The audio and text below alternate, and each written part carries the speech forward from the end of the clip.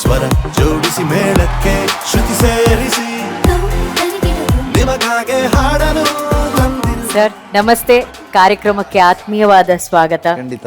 ಹಾಡು ನಿಮಗಿಷ್ಟ, ಹಾಡಿಗೆ ನೀವಂದ್ರೆ ತುಂಬಾ ಇಷ್ಟ. ಈ ಸರಿಗಮಪ ವೇದಿಕೆಗೆ ನೀವು ಬಂದಿದ್ದು ನಿಮ್ಗೆ ಎಷ್ಟು ಖುಷಿ ಆಗ್ತಾ ಇದೆ ಸರ್? ನನಗೂ ಅಷ್ಟೇ ಸಂತೋಷ ಇದೆ. ಸರಿಗಮಪ ಅಂದ್ರೆ ಸಂಗೀತದ ಸಾರ ಸರ್ವಸ್ವ. ಭಾವಲೋಕವನ್ನ ನಾವು ಸೃಷ್ಟಿಸ್ಕೊಳ್ಳೋದೇ ಸಂಗೀತದಿಂದ. ಆ ಭಾವಲೋಕದಲ್ಲಿ ಒಂದೊಂದು ತಂತು ಕೂಡ ಮಿಡಿತಾ ಹೋಗುತ್ತೆ.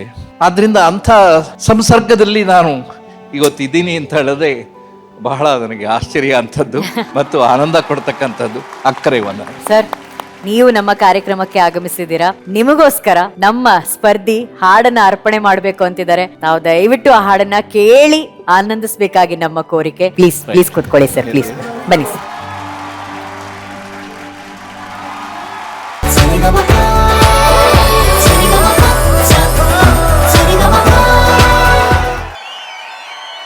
ಚೆನ್ನಾಗಿತ್ತು ಅಶ್ವಿನ್, ಧನ್ಯವಾದ ಸರ್. ತುಂಬಾ ನೆನಪಲ್ಲಿ ಉಳಿಯೋ ತರ ಹಾಡಿದ್ರಿ. ಕೊನೆಯಲ್ಲಿ ನಿಮ್ಮ ಸಂಗತಿಗಳನ್ನು ಕೂಡ ಸೇರಿಸಿದ್ರಿ ಅನ್ನೋದು ಬಹಳ ಮರೆಯೋಕ್ ಸಾಧ್ಯ ಇಲ್ಲದೆ ಇರತಕ್ಕಂಥ. ಧನ್ಯವಾದ ಸರ್. ಚೆನ್ನಾಗಿತ್ತು. ಈ ಹಾಡನ್ನ ನಾನು ಮದ್ರಾಸಿನ ಸ್ವಾಗತ್ ಹೋಟ್ಲಲ್ಲಿ ಬರೆಯುವಾಗ ರಾಜನ್ ನಾಗೇಂದ್ರ ಮುಂದೆ ಕುಳಿತು ಬರೆಯುವಂತ ಸಂದರ್ಭಕ್ಕೆ ಬಾಲ್ ಸುಬ್ರಹ್ಮಣ್ಯಂ ಅವರು ಕೂಡ ಪಕ್ಕದಲ್ಲಿ ಬಂದು ಕೂತು ಲೈನ್ಸ್ ಓಕೆ ಆದ ಹಾಗೆ ಬರ್ಕೊಳ್ಳುವಂತ ಅವರ ಡೈರಿ ಇದೆ. ಯಾವತ್ ಹಾಡಿದ ಹಾಡೂ ಕೂಡ ಅವರ ಆ ಗೀತ ಕೋಶದಲ್ಲಿ ಇದ್ದೇ ಇರುತ್ತೆ. ಗೆಂಡೆತಿಮ್ಮದಲ್ಲಿ ಅವನು ಗೆಂಡೆತಿಮ್ಮ ಬೆಳಿಗ್ಗೆ ಪ್ರಾತಃ ವಿಧಿಗಳನ್ನೆಲ್ಲ ಮುಗಿಸಿ ಆ ಗೂಡೆನಲ್ಲಿ ಮೈಸೂರಿಗೆ ಹೋಗಿ ಕೆಲವು ವಸ್ತುಗಳನ್ನು ತರ್ತಾ ಇದ್ದ. ಆದ್ರೆ ಅವನು ಏನು ಹಾಡನ್ನ ಗುಣಕೊಂಡು ಹೋದ ಅನ್ನೋದು ಬಹಳ ಮುಖ್ಯ. ಬೇಂದ್ರೆ ನಿಜವಾಗಿಯೂ ಕೂಡ ಆ ಸಂದರ್ಭಕ್ಕೆ ನೆನಪಾದ್ರು. ಬೇಂದ್ರೆ ತರನೇ ಹಾಡು ಯಾಕೆ ಬರೀಬಾರದು ಅಂತ ಹೇಳಿ, ತೇರ ಏರಿ ಅಂಬರದಾಗೆ ನೇಸರು ನಗುತ್ತಾನೆ, ಮರಗಿಡ ತೂಗ್ಯವೇ ಹಕ್ಕಿ ಹಾಡವೇ, ಈ ತರ ಹಾಡನ್ನ ನಾನು ಬರೆಯುವ ಪ್ರಯತ್ನವನ್ನ ಮಾಡಿದೆ. ಬೆಳಗಾಗದ್ರೊಳಗಾಗಿ ಕರ್ನಾಟಕದಾದ್ಯಂತ ಜನಪ್ರಿಯ ಆಗಿದ್ದೆ. ಅದೇ ನನ್ನ ವ್ಯಕ್ತಿತ್ವದ ಏನಾದ್ರೂ ಒಂದು ಮುದ್ರೆ ಇದ್ರೆ ಎಲ್ಲ ಹಾಡುಗಳಲ್ಲಿ ಅದು ಜಾನಪದದ ಸೊಗಡಷ್ಟೇ. ನಾನು ಬರೆದದ್ದು ಅಂತಲ್ಲ, ಅದು ಆ ಗಳಿಗೆಗೆ ತಾಯಿ ಸರಸ್ವತಿ ಬರೆಸಿದ್ದಷ್ಟೇ. Thank you sir, thank you so much. ಕರ್ನಾಟಕದಲ್ಲಿ ಕಂಸಾಳೆಗೆ ಚಪ್ಪಾಳೆ ಬೀಳಿಸಿದ್ದು ಮೊದಲು ಈ ಹಾಡು.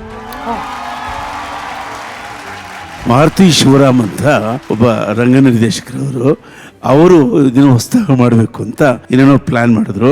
ಅದರಲ್ಲಿ ಈ ಕಂಸಾಳೆ ಮತ್ತು ಆ ಕಂಸಾಳೆಗೆ ಹೊಂದುವಂಥ ವಾದ್ಯ ಅವೆಲ್ಲ ಸೇರಿಸಿದ್ರು. ಅದಕ್ಕಿಂತಲೂ ಮುಖ್ಯವಾಗಿ ಸೂರ್ಯ ಫಸ್ಟ್ ರಥದಲ್ಲಿ ಹೋಗ್ತಾನೆ ಅಂತ ಹೇಳಿ ತೋರಿಸ್ಕೊಟ್ಟಿದ್ದು ಕವಿಗಳು, ನಮ್ಮ ಕವಿಗಳು. ಮತ್ತೆ ಕನ್ನಡಕ್ಕೆ ಈ ಜನಪದದ ವೇಗವನ್ನು ಕೊಟ್ಟಿದ್ದು ಕೂಡ ಈ ಹಾಡೆ. ಆ ಕ್ರೆಡಿಟ್ ಅವ್ರಿಗೆ ಹೋಗುತ್ತೆ. ತುಂಬಾ ಚೆನ್ನಾಗಿ ಹಾಡಿದೆ ಕಣೋ. ಧನ್ಯವಾದ sir. Ultimate. Thank you sir. Thank you ಮಹಾಗುರುಗಳೇ. ಥ್ಯಾಂಕ್ ಯು ಅಶ್ವಿನ್ ಅವರೇ. Thank you. Thank you. ಒಳ್ಳೇದಾಗ್ಲಿ. ದೊಡ್ಡರಂಗೇಗೌಡ ಸರ್, ದಯಮಾಡಿ ವೇದಿಕೆ ಮೇಲೆ ಬರಬೇಕಾಗಿ ಕೋರಿಕೆ. ಈ ಒಂದು ಪುಟ್ಟ ಕಾಣಿಕೆಯನ್ನ ಸ್ವೀಕರಿಸಬೇಕಾಗಿ ಕೋರಿಕೆ.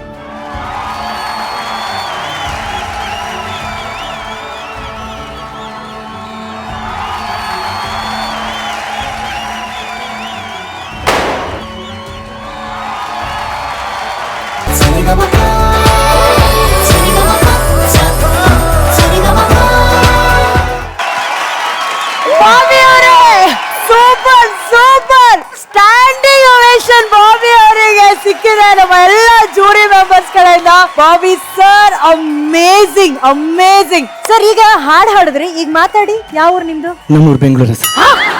ಅಲ್ಲ, ವಾಯ್ಸಿಂಗ್ ಸರ್ ನೀವು ಚೇಂಜ್ ಮಾಡ್ಕೊಂಡ್ಬಿಟ್ರಿ ಟಕ್ಕಂತ ಅನಿ ಅಂತಾರ. ಇದೊಂದು ಗಾಡ್ ಗಿಫ್ಟ್. ಅಯ್ಯೋ ಅಮೇಜಿಂಗ್ ಸರ್, ನೀವು ಚಾನ್ಸೇ ಇಲ್ಲ. ಅಲ್ಲ, ನನ್ನ ಅವ್ರದ್ದು ಕಾಂಬಿನೇಷನ್ ಸಾಂಗ್ ಇದೆ. ಯಾವ್ದು? ಮಹಾನ್ ಗುರುಗಳದು, ಹಳ್ಳಿ ಮಿಸ್ಟ್ರು. ಈಗ hello hello check check check check check check hello hello check check. Sarigamapa melodies ಕಡೆಯಿಂದ ನಿಮ್ಮೆಲ್ಲರ ಕೋರಿಕೆಯ ಮೇರೆಗೆ ಹಳ್ಳಿ ಮೇಷ್ಟ್ರು ಚಿತ್ರದ ಈ ಹಾಡನ್ನ ಹಾಡೋದಕ್ಕೆ ವೇದಿಕೆಯಲ್ಲಿ ಸಜ್ಜಾಗಿದ್ದಾರೆ ಕಂಬದ ರಂಗಯ್ಯ ಹಾಗೂ Bobby. Bobby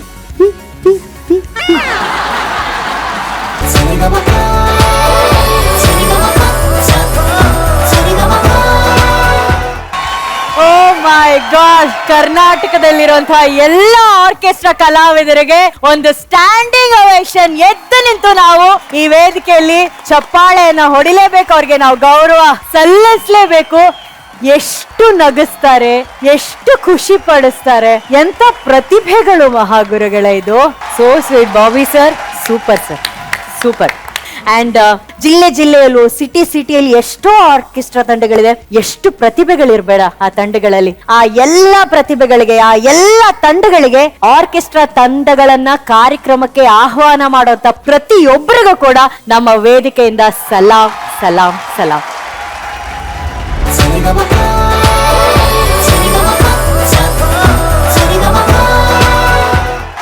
Wow! That's VP sir and Arjun sir. ನಿಮ್ಮ ಸ್ನೇಹವಿರಲಿ, ಎಂದಿಗೂ ಶಾಶ್ವತ ಅನ್ನೋದು ನಮ್ಮೆಲ್ಲರ ಹಾರೈಕೆ. ಇವತ್ತು VP ಸರ್ಗೋಸ್ಕರ ಹೃದಯದ ಆಳದಿಂದ ಅರ್ಜುನ್ ಸರ್ ಅವರು ಹಾಡಿನ ಮೂಲಕ ತಮ್ಮ ಭಾವನೆಗಳನ್ನ ವ್ಯಕ್ತಪಡಿಸಿದ್ದಾರೆ. ಸೊ ಅರ್ಜುನ್ ಸರ್ಗೆ ಒಂದ್ಸಲಿ ಚಪ್ಪಾಳೆ. So sweet of you Arjun sir.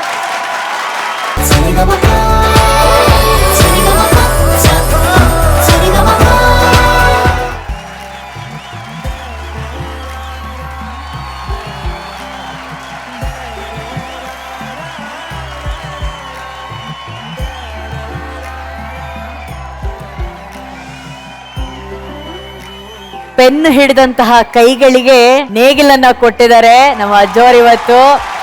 ಇದು ಬರೀ ಮರದ ತುಂಡಲ್ಲ, ಇದರ ಹೆಸರು ನೇಗಿಲು. ಈ ನೇಗಿಲು ಮಣ್ಣಲ್ಲಿ ಪ್ರವೇಶ ಮಾಡಿದಾಗ ಭಾರತದ ಭಾಗ್ಯದ ಬಾಗಿಲು ತೆಗೀತೆ ಅಂತ ಯಾರಿಗೂ ಗೊತ್ತಿಲ್ಲ. ಒಂದ್ ದಿವಸ ವಿಜಯ್ ಪ್ರಕಾಶ್ ಒಂದು ಮಾತು ಹೇಳಿದ್ರು, ನಾನು ಇದು ರೈತ ಭಾರತ ಆಗಬೇಕು ಅಂತೆ. ಕರೆಕ್ಟ್ ಆಗಿ ಹೇಳಿದ್ರು ಗುರುಗಳೇ. ಪವರು ನಗರದಲ್ಲಿರ್ಬೇಕು, ರಿಮೋಟ್ ಹಳ್ಳಿಯಲ್ಲಿ ಇರ್ಬೇಕು ಅಂತ ಹೇಳಿದ್ರು ಅವರು. ಎಂತ ಮಾತು ಹೇಳಿದ್ರು ಅವರು. ಅದು ನಿಜ. ಅದು ರೈತನ ಪವರ್ ಮತ್ತು ಭಾಗ್ಯವಾಗಲು. ಇನ್ನು ಈ ಹುಡುಗರ ಜೊತೆಯಲ್ಲಿ ದಾರಾ ಬೇಂದ್ರೆ ಅವ್ರದ್ದೊಂದು ಪುಸ್ತಕ ಕೊಟ್ಟಿದ್ದಾರೆ. ದಾರಾ ಬೇಂದ್ರೆ ಅವರ ಔದಂಬರ ಕಾವ್ಯ ಅಂತ. ಈ ಬಾಗಿಲಿಗೂ ಈ ನೇಗಿಲಿಗೂ ಆ ಅಜ್ಜನಿಗೂ ಏನ್ ಸಂಬಂಧ ಇದೆ ಅಂದ್ರೆ, ರೈತರ ಬಗ್ಗೆ ಯಾರ್ಯಾರು ಏನೇನೋ ಬರೆದವ್ರೆ. ಒಬ್ಬ ಬಡ ಮೇಷ್ಟ್ರು ಬ್ರಾಹ್ಮಣ ಕವಿ ಬೇಂದ್ರೆ ಬರೀತಾರೆ, ಭೂಮಿ ತಾಯಿಯ ಚೊಚ್ಚಲ ಮಗನ ನೋಡಿ ಹಿರೇನು ಕಣ್ತೆರೆದೊಮ್ಮೆ. ಭೂಮಿ ತಾಯಿಯ ಚೊಚ್ಚಲ ಮಗನ ನೋಡಿ ಹಿರೇನು ಕಣ್ತೆರೆದೊಮ್ಮೆ. ಜನ್ಮವೆಂಬುವ ಕತ್ತಲೆಯಲ್ಲಿ ಮಿದಿಲಿನ ಮೂಲೆಗೆ ಲೊಟ ಲೊಟ ಹಲ್ಲಿ. ದಿನವೂ ಸಂಜೆಗೆ ಬೆವರಿನ ಜಳಕ, ಉಸಿರಿಗೆ ಒಮ್ಮೆ ಜನನ ಮರಣ.